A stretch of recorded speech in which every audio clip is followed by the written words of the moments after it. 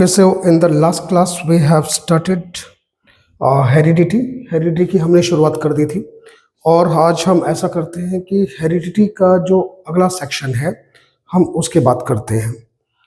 तो last class में हमने कहाँ फिनिश किया था? We have done monohybrid cross, we have done high dihybrid cross, हमने देख लिया था। और अब हमारा बचा है इस हेरिडिटी वाले चैप्टर में, that is sex determination in human beings.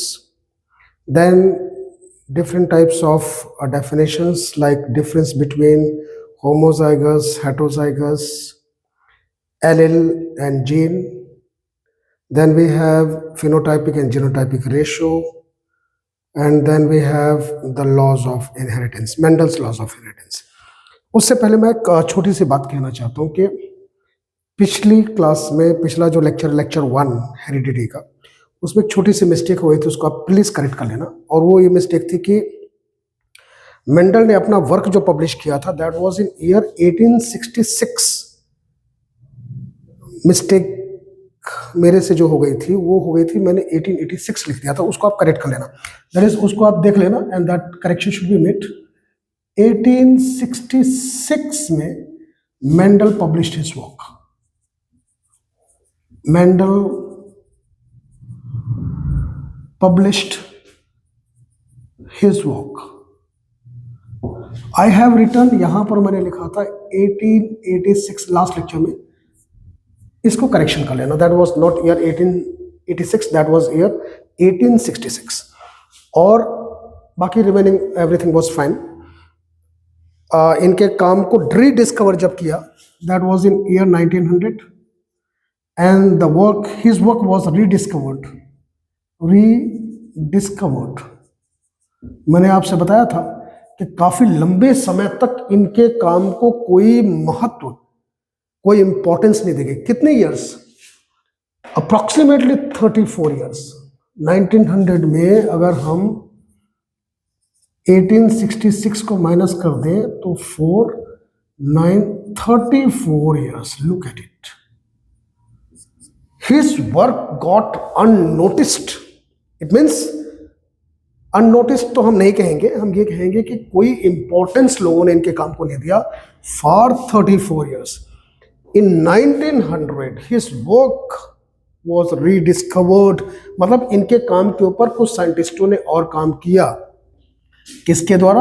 ये मैंने पिछले लेक्चर में बताया था, by de Vries, Correns and Chermak, TSCHERMAK, Chermak।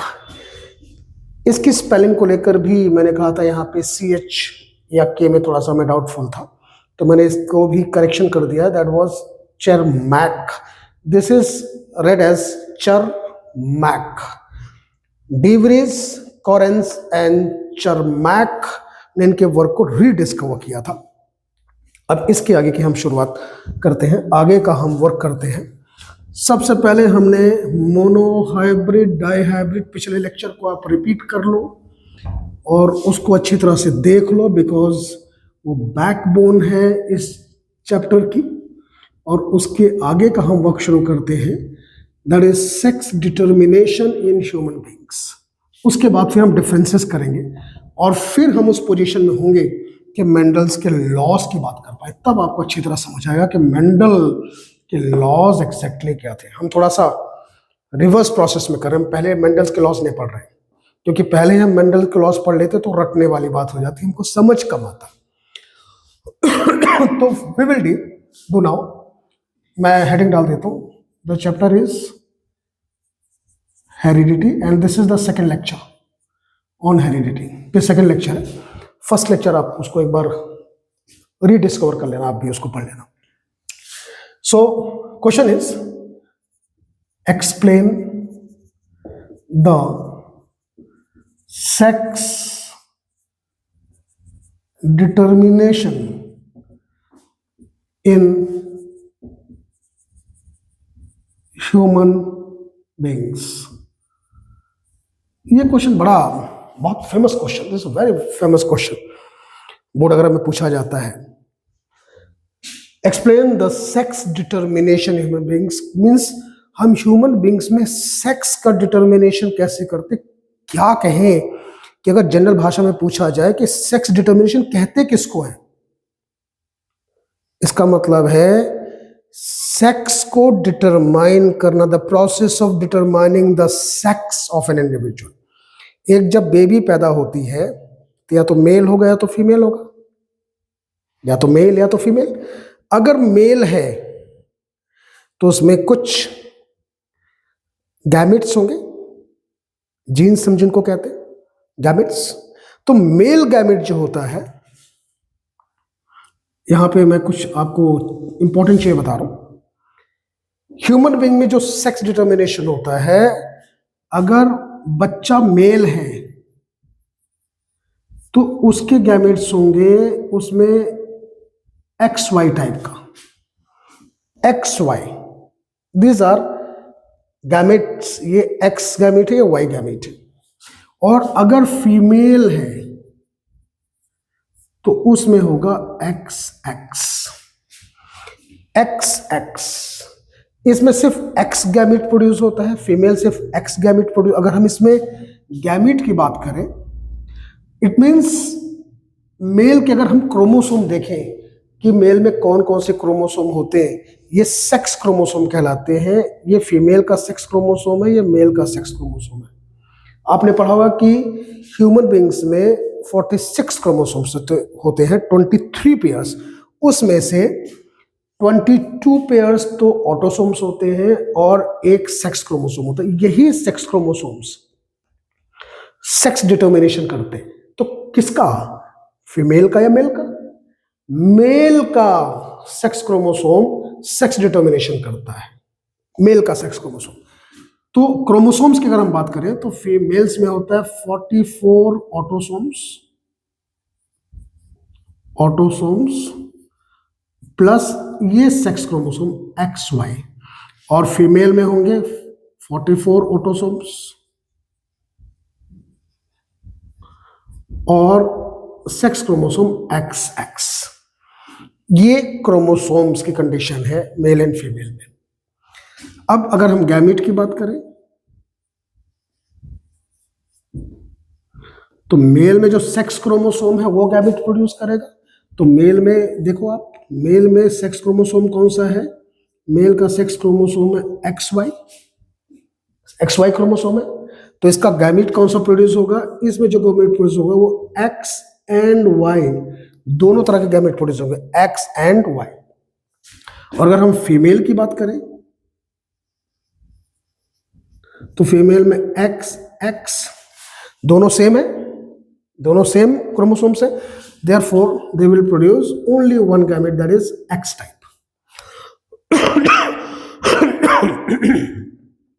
गला अभी भी मेरा ठीक नहीं हुआ, continuously for a long time.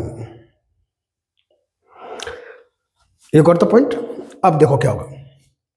इसका मतलब ये जो क्वेश्चन है sex determination in human beings, आप यहां से देखो, अगर मेल का एक्स क्रोमोसोम, फीमेल के x chromosomes, x gamete, female के एक्स गैमेट, क्रोमोसोम हम ना कहें गैमेट कहते हैं, एक्स गैमेट फीमेल के एक्स गैमेट से अगर कंबाइन करता है तो एक्स एक्स फीमेल चाइल्ड होगा।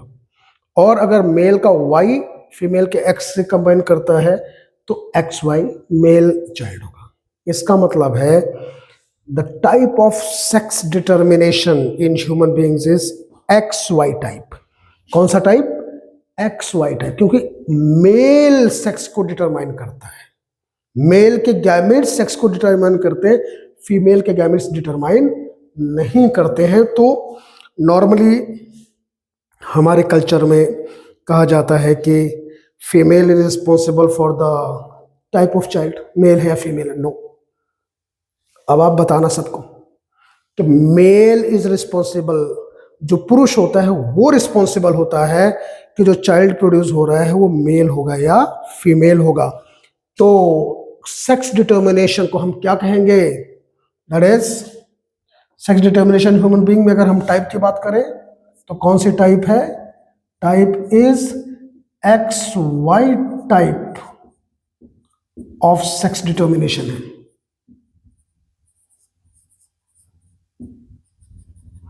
X Y type of sex determination. अब आपको बिल्कुल क्लियर हो गया होगा कि अगर वन लाइन में कहें कि सेक्स डिटर्मिनेशन क्या है, तो इन human beings XY type of sex determination is present, and it is the male which is responsible for determining the sex of a child. X gamete, when fuses with the X of female, it gives female child, and when the Y gamete fuses with the X of female, it gives XY type of, that is male child. So sex determination के हम एक one liner definition लिखते हैं, that is the in human beings, in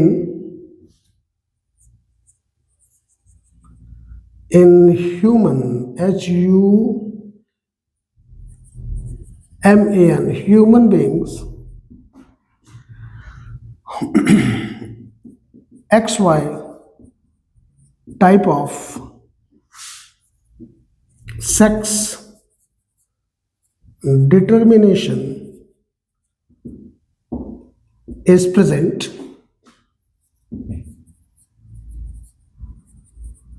where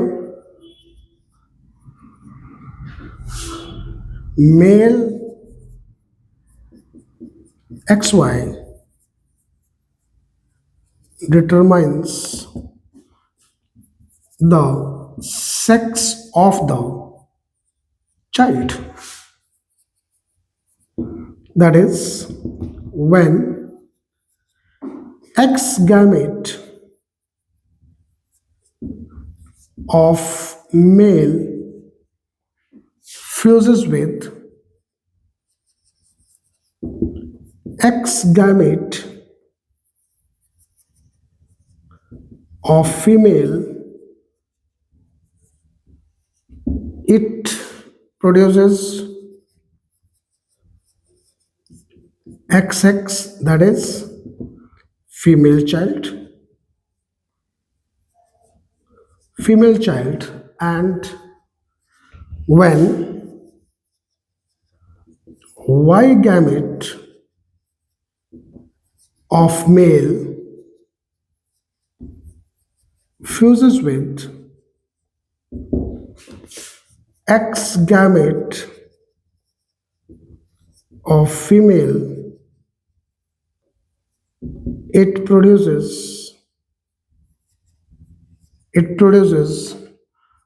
XY, that is male child, Now look at it. This is sex determination in human beings. This is the sex determination कि जब X gamete mail का fuses with X gamete of female, XX child का जन्म होगा, right? और जब Y gamete of male fuses with X gamete, क्योंकि female सिर्फ X gamete प्रोड्यूस करती है, मेल XY दोनों प्रोड्यूस करता है, it produces XY child, that is male child. तो हम सिंपल यहां कहें, अब इसी चीज को हम एक्सप्रेस कर देते हैं in the form of cross. Let's do it. मेरे ख्याल से आपको समझ आ गया होगा sex determination in human beings. ये है sex determination in human beings कि that is the male is responsible for determining the sex of a child. This is called sex determination. So when the sex of a child is determined, that is called sex determination. And in human beings, it is the male which is responsible, who is responsible for determining the sex. अब type of sex determination हम ले लेते हैं parents. Parents में mail, ये sign आपको मालूम होगा, मेल में कौन से क्रोमोसोम होते हैं? XY, female chromosome XX। अब हम गैमेट प्रोड्यूस करेंगे, गैमेट हम लेंगे तो आपको मालूम है यहाँ से दोनों गैमेट मिलेंगे आपको, X gamete and Y gamete. और फीमेल से कौन सा गैमेट मिलेगा? सिर्फ एक्स। मैंने यहाँ पे ऑलरेडी लिखा हुआ है, इसको आप देख लो। Male will produce both the gametes, क्योंकि हेट्रोजाइगस कंडीशन है।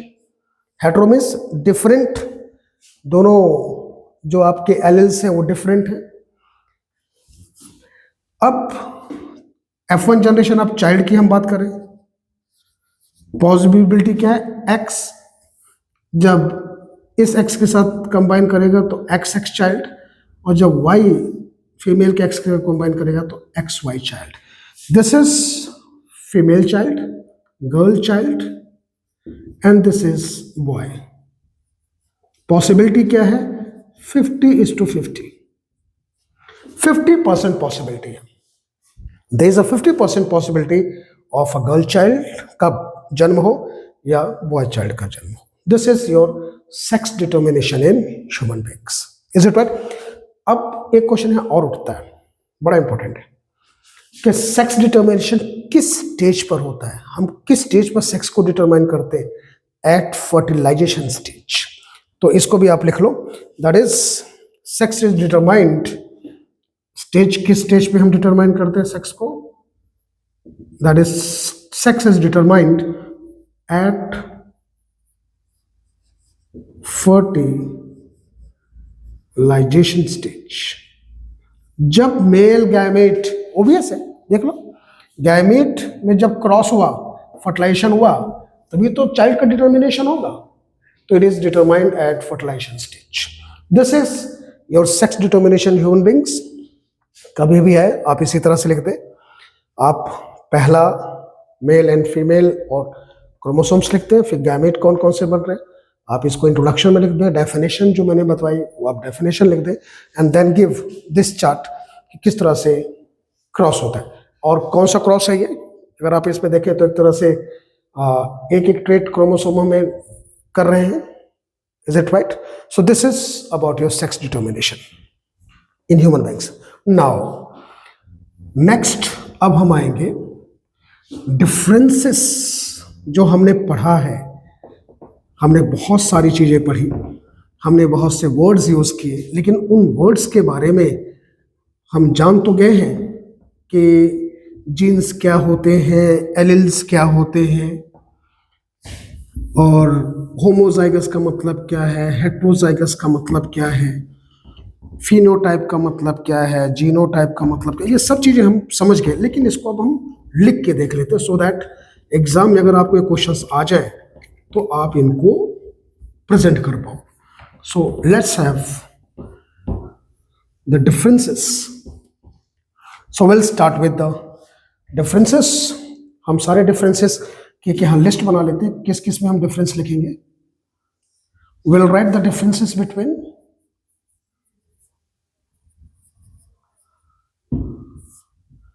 डिफरेंसेस की लिस्ट हम लिखेंगे। Difference homozygous, homozygous and heterozygous,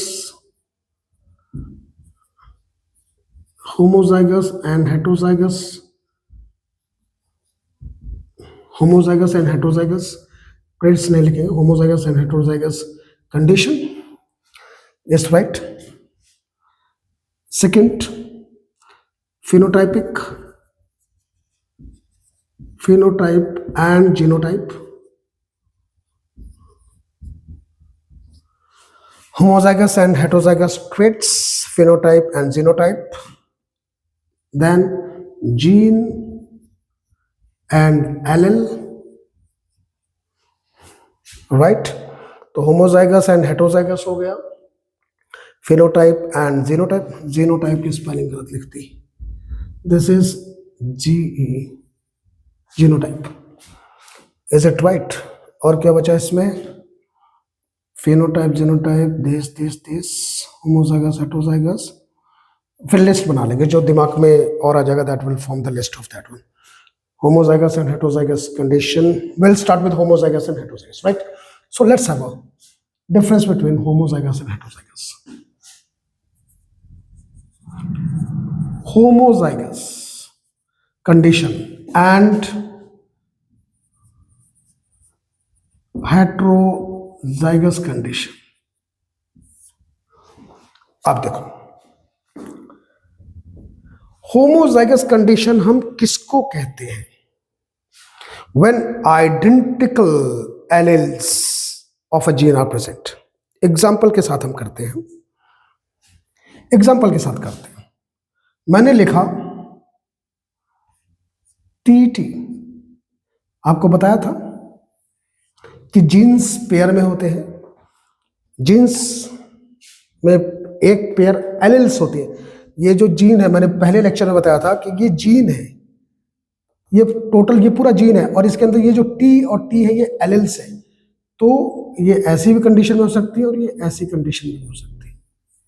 तो जब एलील्स सेम होते हैं जीन के, व्हेन एलील्स, इसमें टी और टी एलील्स है, टी स्मॉल टी एलील्स है, दो एलील्स इसमें है, दो एलील्स इसमें, जीन में एलील्स होते हैं। अगर ये सेम है, सिमिलर है, दैट इज कॉल्ड होमोजाइगस, और अगर ये डिफरेंट हो जाए दैट इज कॉल्ड हेट्रोजाइगस। सो इसका भी हम देख लें इसका। इट मीन्स अगर ये कंडीशन है, आप देखो इसमें alleles of a gene are different, dissimilar है, therefore they are heterozygous. So homozygous की डेफिनेशन हम लिखें, when alleles are similar, when alleles are similar, or you can say identical, कोई भी वर्ड आप यूज कर लो, identical, when alleles are similar or identical in a gene,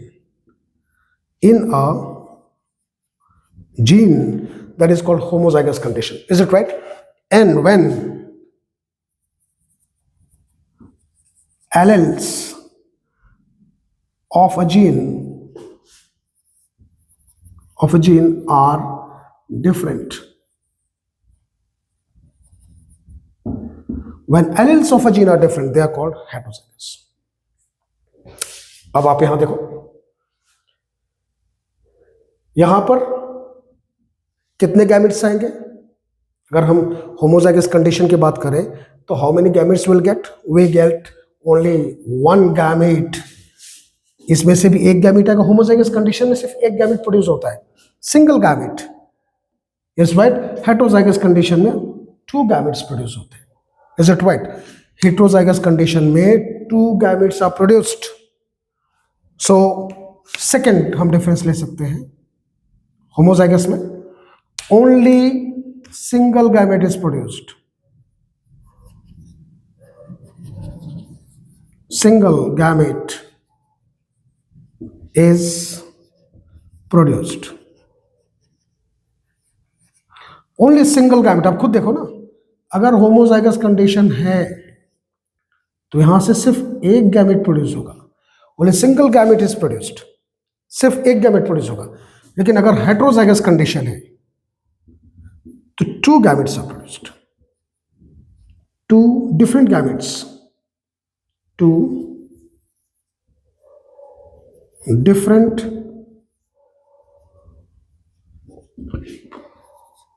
gametes are produced।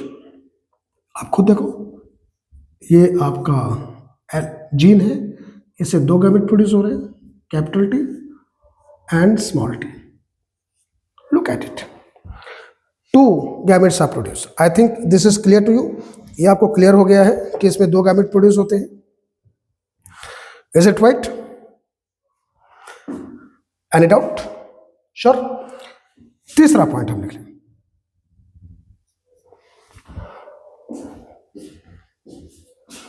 आप यहां देखें होमोजाइगस कंडीशन में इट कैन बी डोमिनेंट और recessive.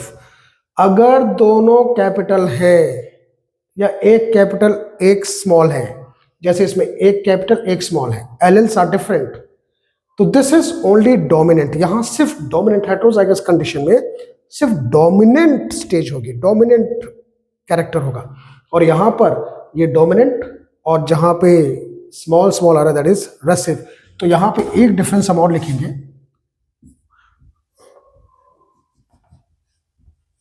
Dominant and recessive आपको पहले लेक्चर में मैंने बताया था कि डोमिनेंट कैरेक्टर वो होता है जो अपने आप को एक्सप्रेस कर ले, एंड रेसेसिव कैरेक्टर वो होता है जो अपने आप को एक्सप्रेस पहली जनरेशन में नहीं कर पाता, बाद में, पहले में वो हिडन होता है, बाद में अपने आप को एक्सप्रेस कर लेता है। तो डोमिनेंट वो कैरेक्टर है जो एक्सप्रेस कर ले। तो यहां पर डोमिनेंट और रेसेसिव दोनों कंडीशन कैरेक्टर्स हो सकते हैं। It shows homozygous condition can show, it shows both, ये तो इसका पार्ट है, both dominant and recessive characters, right?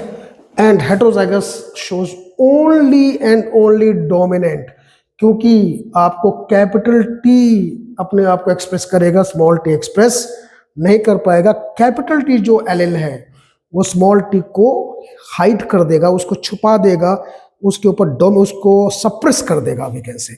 सो इसमें अगर हम देखें हेटेरोजाइगस में, तो ओनली डोमिनेंट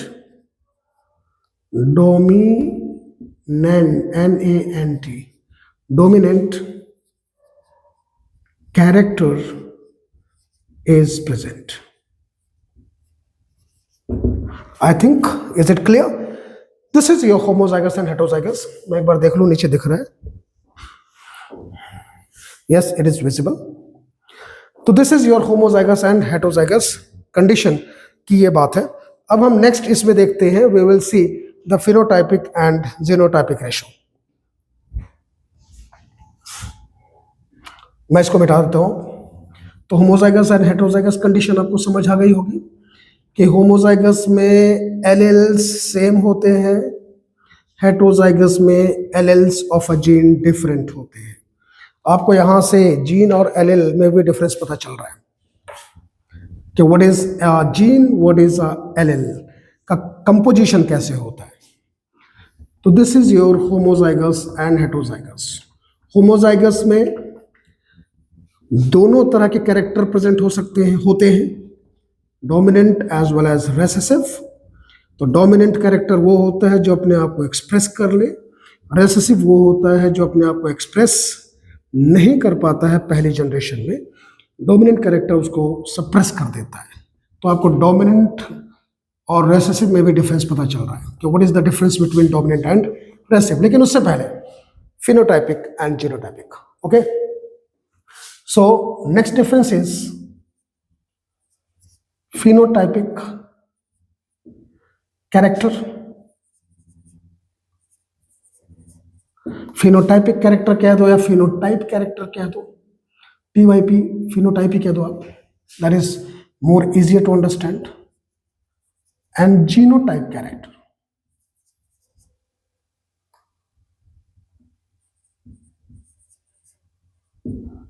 जीनोटाइप कैरेक्टर, नाम से पता चल रहा है। जीनोटाइप जेनेटिकल कंपोजिशन, जीन्स का कंपोजिशन जो शो होता है, जिसमें होता है। जीनोटाइप जेनेटिकल मेकअप कैसे बना है, जीन्स हमने देखा अभी, capital T, small T, capital T, small T. This is examples हम शुरुआत इसमें भी करते हैं। मैंने लिखा कैपिटल टी, मैंने लिखा कैपिटल टी, स्मॉल टी, मैंने लिखा small T. Look at it, ये तीन जीन्स हैं, आपको दिख रहा है, ये जीन है, ये भी जीन है, ये भी जीन है। इसका जेनेटिकल मेकअप कैसा है, दोनों होमोजाइगस है, दोनों एलील सेम है, इसमें दोनों एलील डिफरेंट है, इसमें दोनों एलील सेम है। This is the genetical makeup, allele का जेनेटिकल मेकअप। तो वो कैरेक्टर या जीनोटाइप का मतलब होता है genetical makeup of an organism, that is genetical makeup is called genotypic. Genetical makeup is called genotype. Is it right? लेकिन इसमें भी मिस एग्जाम्पल की बात करते हैं। अगर ये जीन है कैपिटल टी, तो क्या शो कर रहा है? टॉल। फर्स्ट लेक्चर याद करो, हाइट ऑफ द प्लांट में टी टॉल को इंडिकेट करता है एंड स्मॉल टी डॉर्फ को। तो अगर ये होमोजाइगस है तो ये टॉल होगा, ये हेटेरोहोमोजाइगस स्मॉल टी है तो डॉर्फ होगा, और ये कैपिटल टी हेटेरोजाइगस है तो दिस इज ओनली डोमिनेंट, तो दिस इज टॉल। तो इसका मतलब है कि ये कैसे दिख रहे हैं? अगर हम टी को देखें तो ये कैसा दिखेगा हमको? Tall. Capital T small T को देखें तो कैसा दिखेगा हमको? टॉल। और small T and small T को देखें तो कैसा दिखेगा हमको? डॉर्फ। ये तो सब आपको समझ आ गया। फिजिकल अपीयरेंस कैसी है, दिखता कैसा है, देखने में कैसा दिखता है, that is called phenotypic character. तो physical appearance is called phenotype. तो ये फिजिकल, ये फिनोटाइप है और ये जीनोटाइप है। This is genotype, genetical makeup. तो physical appearance is called phenotype. Physical appearance is called phenotype. I think clear हुआ होगा, इसमें कोई डाउट? एक बार इसको आप नोट कर लो प्लीज।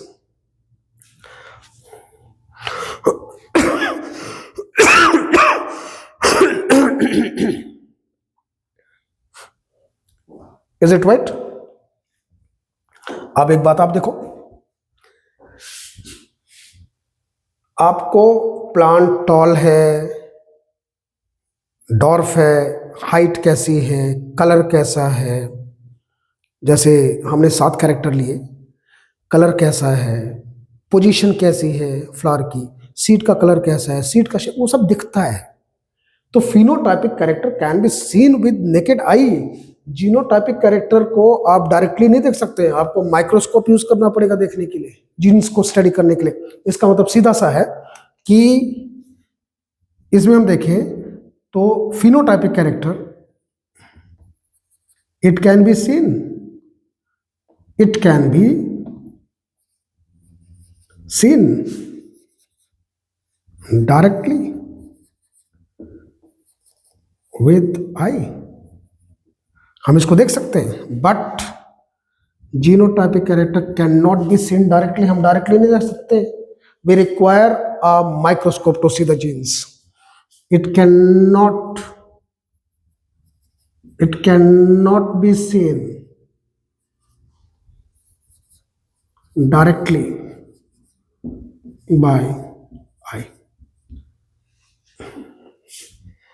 with by ही लिख दो आप, eyes। Is it right? तो this is your second difference कि हम इनको कैसे कर सकते हैं। ठीक है, अब आप देखो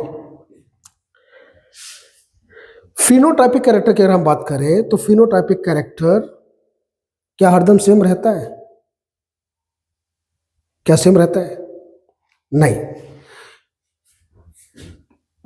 जीन्स हरदम सेम रहती है। अगर टॉल की जीन्स है तो कैपिटल टी स्मॉल टी होगी, और डॉर्फ की तो स्मॉल टी होगी, चाहे कोई भी एनवायरमेंटल कंडीशन हो।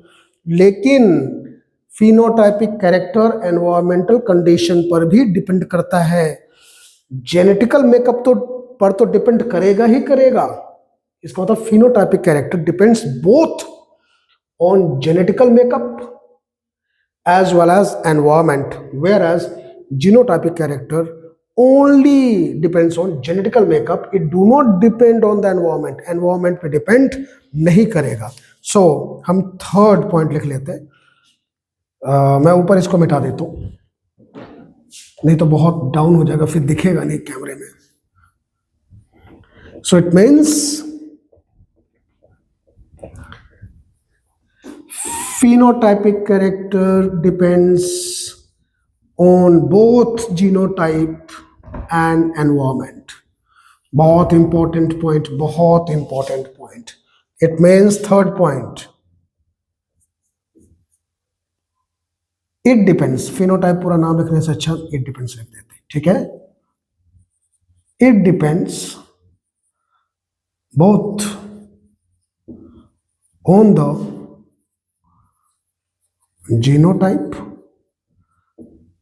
and environment, right? Whereas genotype, it do not मत लिखो, does not लिखो, इंग्लिश में हम सही लिख देते हैं क्योंकि it सिंगुलर है. It doesn't depend on the environment.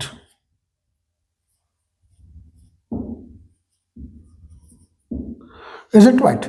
तो इसका मतलब सीधा सा है कि फिनोटाइपिक कैरेक्टर एनवायरमेंट के हिसाब से चेंज हो जाएंगे, लेकिन जीनोटाइपिक कैरेक्टर एनवायरमेंट के हिसाब से चेंज नहीं होंगे. Is it right? क्लियर हो गया? तो it means phenotypic it depends on both genotype and phenotype, genotype environment. That is हम फोर्थ पॉइंट लिख सकते हैं. It changes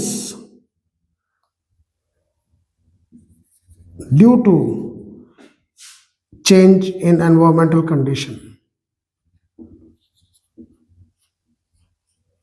environment, right?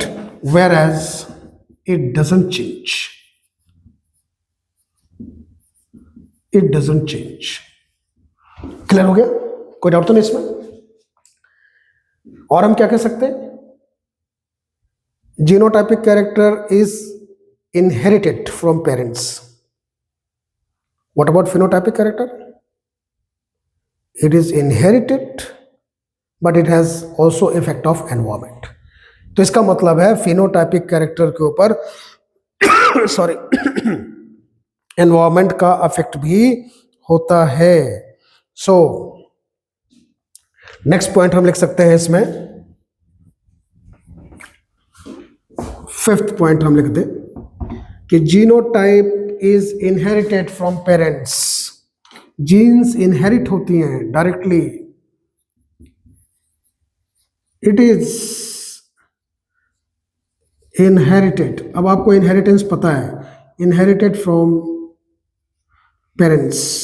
Genotype parents inherit होती है, बट फिनोटाइप क्या लिखे?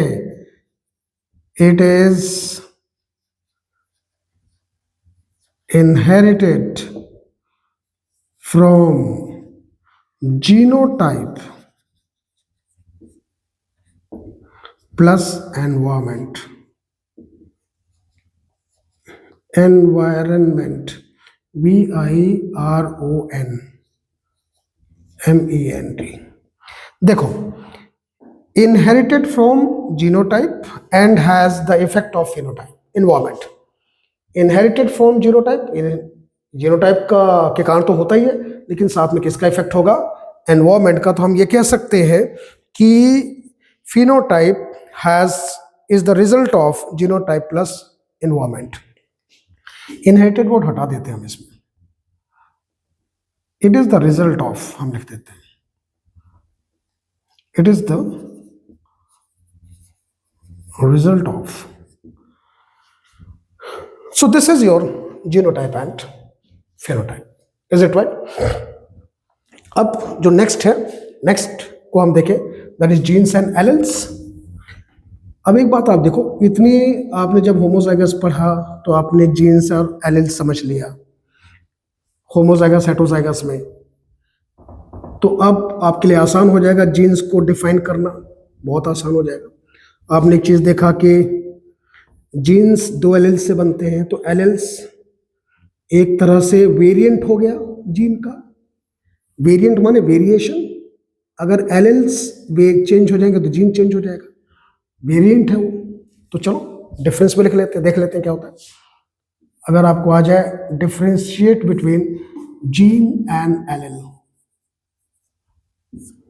देखो, DNA made up of genes, DNA is the unit of heredity. हमारी बॉडी डीएनए की बनी है और ह्यूमंस हैव अप्रोक्सीमेटली 20,000 जीन्स से डीएनए बना है, 20,000 जीन्स। तो हम ये कह सकते हैं कि genes are the structural and functional unit of DNA. It means they are the smallest constituent of DNA, unit of DNA, smallest constituent of DNA, gene. Is it right? And what about allele? They are the variants of the gene. भाई दो allele मिलकर ही तो gene बनाते हैं, तो ये इसका variation है, वेरिएंट है। अगर ये हम कह दें कि ये एक्सप्रेशन है, क्या ट्रेट होगा, तो एलिल ट्रेट में टाइप बताता है, इसका मतलब ये वेरिएंट है इसका। तो हम देख लेते हैं इसमें, it is the unit of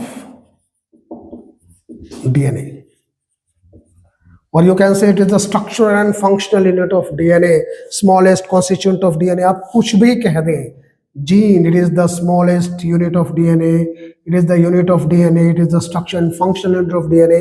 You can say anything, anything, anything, कोई भी बात आप कह सकते हैं। and what is allele? It is the variant of gene,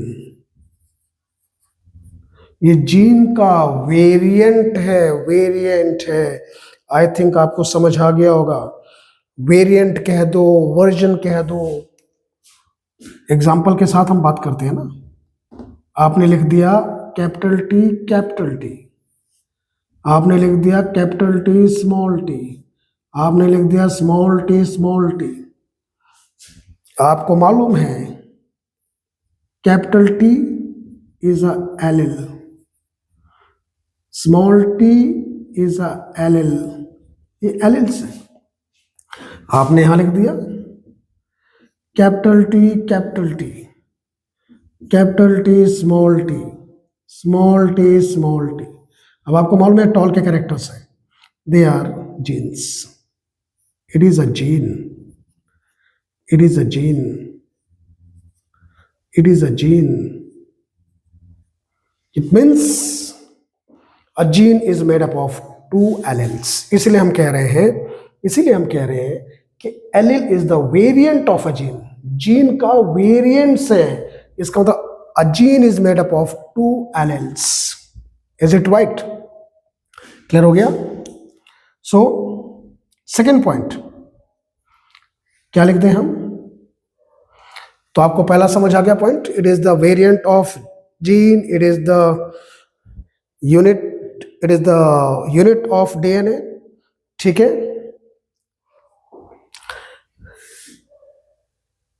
और हम क्या लिख सकते हैं इसमें? What else we can write? We can write yes, जो मैंने आपको पहले बताया था, जीन बताता है कि what trait is change, what trait is there. लेकिन एलिल क्या बताता है? एलिल बताता है how that trait changes, how that trait changes. जैसे एग्जांपल हम ले लें कि हमने कहा आई कलर, आई कलर, तो eye colour is given by gene, लेकिन आई में भी ब्लू कलर है या brown colour, that is determined by allele. तो gene determines the trait, what type of trait, whereas allele determines the how that trait is there, वो trait है कैसा। तो इट मीन्स सेकेंड पॉइंट हम लिख दें, it determines the trait. Gene आपका trait determine करता है। जीन क्या डिटरमाइन करता है? आपका ट्रेट डिटरमाइन करता है। ठीक है, और एलिल जो डिटरमाइन करता है, it determines how that trait appears.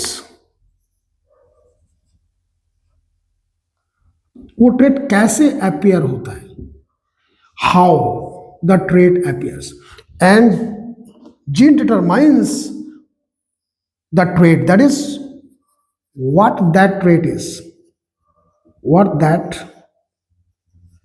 trait is, वो trait कौन सा है, कौन सा trait है, what that trait is, what type of trait it is determined by genes, whereas allele determines how the trait appears. It means example हम ले लें इसका बेस्ट एग्जांपल ले लें, जैसे colour of eye is a trait, character है ना, colour of eye trait, colour of eye, लेकिन ब्लू कलर है या ब्राउन कलर है, वो ट्रेट है कैसा, कलर ऑफ आई है कैसी, ब्लू है या ब्राउन है, that determined by how the trait appears, what is the trait and how the trait. तो how the trait appears is determined by allele. It means brown eye है, blue आई है, ये determine करता है कौन, आई थिंक ये बहुत crucial point है समझना कि जीन और एलेल का फंक्शन क्या है. तो अगर हम ये कहें कि अगर हम एक नॉर्मल भाषा में बात करें कि जीन, अगर हम कोका कोला की बोतल ले लें कि उसमें जो लिक्विड भरा हुआ है, तो एलील क्या है, उसके अंदर जो कंपोनेंट्स है, जो कंपोजिशन है, जो उसके नेचर को डिटरमाइन करे कि वो होगा कैसा, उसका केमिकल कंपोजिशन क्या होगा. तो in the same way gene trait को डिटरमाइन करता है और एलील उन ट्रेट्स के नेचर को डिटरमाइन करता है कि ट्रेट होंगे कैसे. दिस वेरी वेरी क्रूशियल, बहुत इंपॉर्टेंट है, बहुत इंपॉर्टेंट है. समझ आ गया? तो नेक्स्ट पॉइंट हम लिख लेते हैं. मैं पहला पॉइंट बता रहा हूं. आई थिंक आपको बहुत क्लियर हो गया होगा कि जीन और एलील में डिफरेंस क्या होता है. इसमें हरदम हमारी कंफ्यूजन रहती है कि जीन क्या है, एलील क्या है, हम कैसे डिफ्रेंशिएट करें, कैसे अंडरस्टैंड करें. आई थिंक आज के बाद आपकी ये प्रॉब्लम दूर हो गई होगी. थर्ड, हमने पहले देखा, मैंने आपको थोड़ी देर पहले बताया था कि ह्यूमन का जो डीएनए होता है that is made up of 20,000 genes. It means genes का नेचर फिक्स्ड है किसी भी इंडिविजुअल में, लेकिन अगर हम जीन्स की एलील्स की बात करें तो every gene is made up of 2 alleles. हर जीन 2 एलील से बना होता है. An individual usually has 2 alleles for a gene. And genes की बात करें तो an organism has same number of genes. एक ऑर्गेनिज्म में नंबर ऑफ जीन्स क्या होते हैं, same. Example, human has 20,000 genes, right? But a gene is made up of, every gene is made up of, each gene is made up of, each gene is made up of 2 alleles. Each gene is made up of 2 alleles. I think now this is very clear to you. ये आपको बहुत clear हो गया होगा कि हम क्या बात कर रहे हैं, किस तरह से बात कर रहे हैं. ठीक है.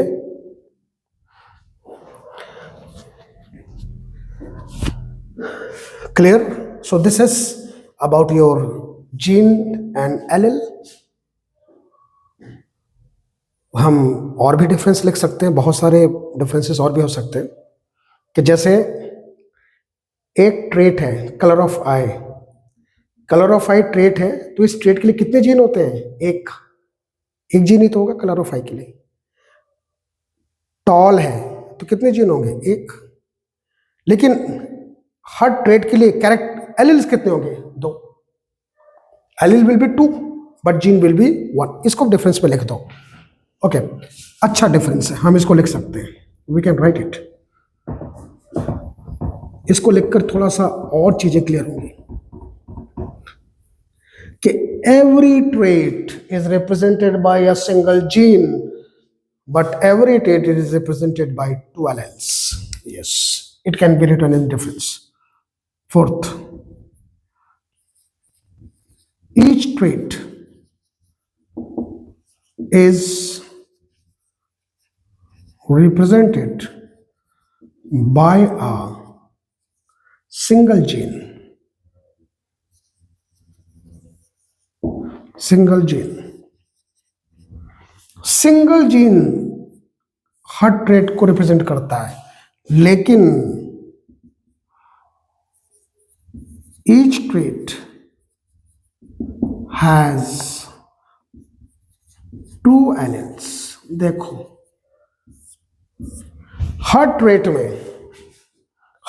में each trait has two alleles. And example और क्लियर कर लेते हैं. T, this is tall. Trait क्या है?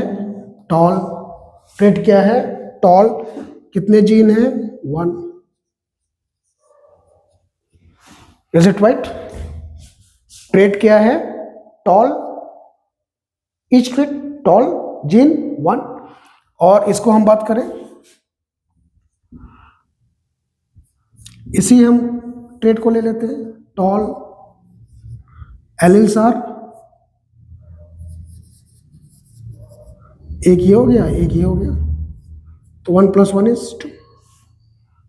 देखो, एक ये एलिल, एक ये एलिल, एक ये एलिल, एक ये एलिल, 1 + 1 = 2. तो हर ट्रेट के लिए 2 एलिल्स होते हैं, लेकिन हर ट्रेट के लिए सिंगल जीन होता है.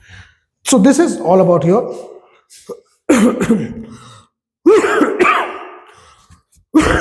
सॉरी, गला पता नहीं कब तक ठीक होगा. चलो कोई बात नहीं, जब ठीक होना होगा तो हो जाएगा. But show must go on. Raj Kapoor साहब की पिक्चर है मेरा नाम जोकर, उसमें उन्होंने कहा कि show must go on. Whatever may be the circumstances, whatever may be the conditions, show must go. इसको क्यों लिखा हुआ है? इसको तो मिटा देते हैं. कोई भी परिस्थिति हो, कोई भी स्थिति हो, शो चलते रहना चाहिए, काम चलते रहना चाहिए. Is it right? देखो कितना मुश्किल हो रहा है इसको निकालना. Okay, so last difference, dominant and recessive character, इसको भी हम देख लेते हैं.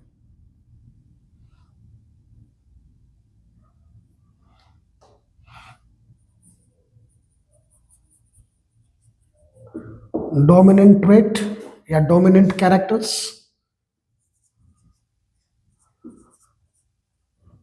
And recessive characters. RECSSIVE, recessive characters. अब तो आपको ये बहुत क्लियर हो गया होगा कि डोमिनेंट का मतलब क्या है, रेसेसिव का मतलब क्या है. जो ट्रेट अपने आप को एक्सप्रेस कर ले, दैट इज डोमिनेंट. तो डोमिनेंट वही होगा ट्रेट जिसका एलिल डोमिनेंट होगा. हाइट में टॉल डोमिनेंट होता है, डॉर्फ रेसेसिव होता है. Is it right? तो डोमिनेंट कैरेक्टर का मतलब which expresses itself and which suppresses the expression of the other allele. तो जो कैरेक्टर अपने आप को एक्सप्रेस कर ले और दूसरे के एक्सप्रेशन को दबा दे, सप्रेस कर दे, that is called dominant character. तो डोमिनेंट कैरेक्टर हम लिख सकते हैं, it expresses itself and suppresses the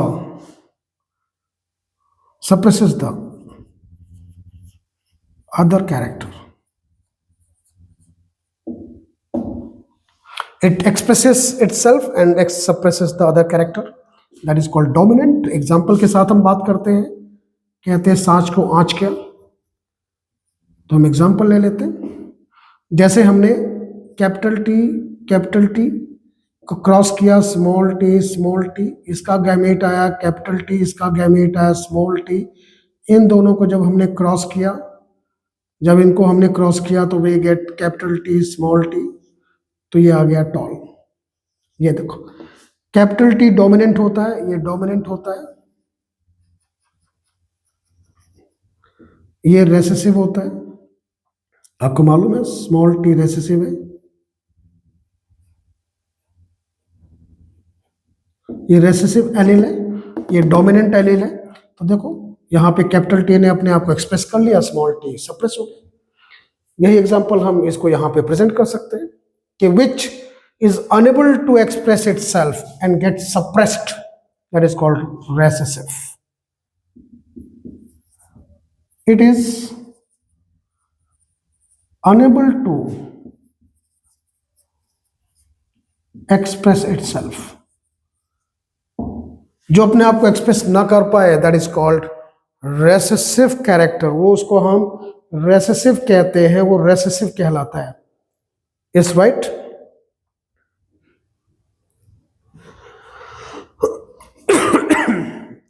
point clear है? इसमें कोई डाउट हो तो बताओ।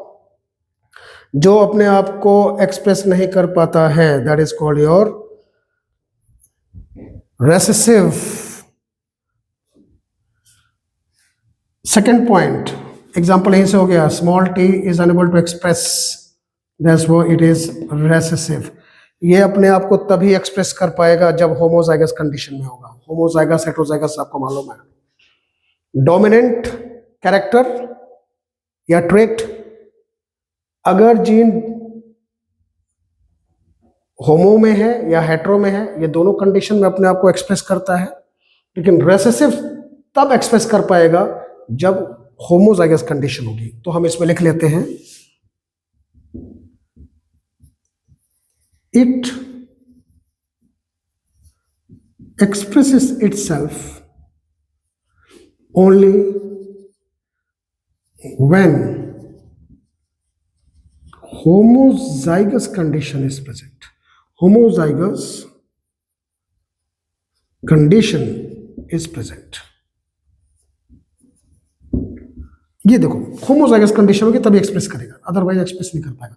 जैसे ये क्या है, दिस इज डॉर्फ रेसेसिव, इसमें जगह जगह बनाते हैं। ये देखो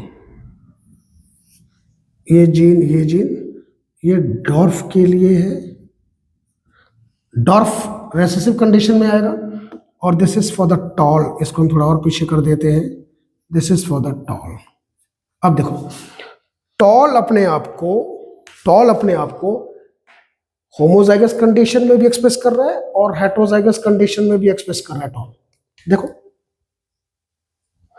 टॉल हेटेरोजाइगस में भी एक्सप्रेस कर रहा है, होमोजाइगस में भी एक्सप्रेस कर रहा है, लेकिन जो रेसेसिव कैरेक्टर है वो सिर्फ होमोजाइगस में, डॉर्फ इज रेसेसिव कैरेक्टर, ये सिर्फ होमोजाइगस कंडीशन में एक्सप्रेस कर रहा है। Is it right?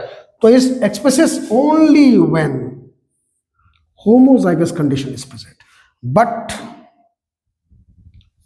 dominant character, it expresses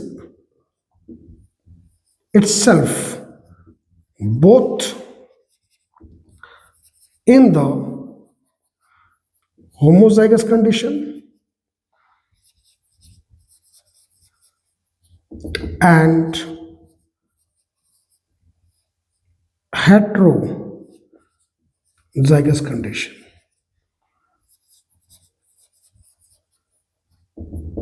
Is it right?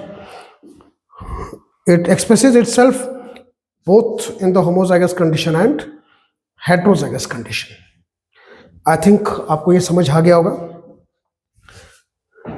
हम इसी को एग्जाम्पल के फॉर्म में एक्सप्रेस कर देते हैं, सेकेंड पॉइंट को हम एग्जाम्पल के फॉर्म में एक्सप्रेस कर देते हैं तो और क्लियर हो जाएगा। मैंने बता तो दिया है लेकिन इसको फिर भी हम लिख देते हैं, पॉइंट के साथ ही लिख देते हैं तो ज्यादा अच्छा रहेगा। देखो ये नीचे मैं लिख दूंगा तो आपको दिखेगा नहीं, मैं इसी का इसकी नीचे वाला सेक्शन ऊपर लिख रहा हूँ। जैसे अगर आपको डॉर्फ कंडीशन बतानी है तो होमोजाइगस होना चाहिए ओनली। जैसे आपको एक कैरेक्टर था सीड का shape round and wrinkled, wrinkled is recessive, round is dominant, मैंने लिखा था वहां पे। तो अगर रिंकल्ड को आपको एक्सप्रेस करना है तो स्मॉल आर होमोजाइगस कंडीशन होगी, तभी रेसेसिव ट्रेट एक्सप्रेस होगा, तभी रिंकल्ड, तभी रेसेसिव ट्रेट एक्सप्रेस होगा, WRINKLED, wrinkled. Is it right? लेकिन अगर डोमिनेंट ट्रेट को एक्सप्रेस करना है तो capital T tall, capital T स्मॉल t टॉल। देखो होमोजाइगस कंडीशन हो या हेट्रोजाइगस कंडीशन हो, दोनों कंडीशन में डोमिनेंट ट्रेट अपने आप को एक्सप्रेस कर लेता है। तो ये सारे आपके डिफरेंसेस हो गए। तो हमने सभी डिफरेंसेस भी कर लिया, homozygous, heterozygous, phenotypic, genotypic, gene, allele, dominant, recessive. कुछ बचा dominant, recessive, yes. I think कुछ बचा नहीं है, लेकिन अगर कुछ बचेगा, एक इसमें लेक्चर हमको और बनाना पड़ेगा, हेरिडिटी में एक थर्ड लेक्चर भी देना पड़ेगा, क्योंकि ये लेक्चर बहुत लंबा हो चुका है, ऑलरेडी 1 आवर मेरे ख्याल से पास हो चुके हैं। तो हमको ये देखना पड़ेगा कि क्या हम लॉज ऑफ डोमिनेंस, मेंडल के लॉज ऑफ डोमिनेंस को आज हम करें, इट विल टेक टाइम। तो एक लेक्चर और मैं बना दूंगा, Mendel's laws of inheritance, that is law of dominance, law of segregation, law of independent assortment of characters. Will see in the next lecture. इसको आप रिवाइज कर लो। जीन्स, हेरिडिटी, कैरेक्टर का ट्रांसफर एक जनरेशन से दूसरे जनरेशन में। Thank you. See you in the third lecture of heredity. Thank you very much.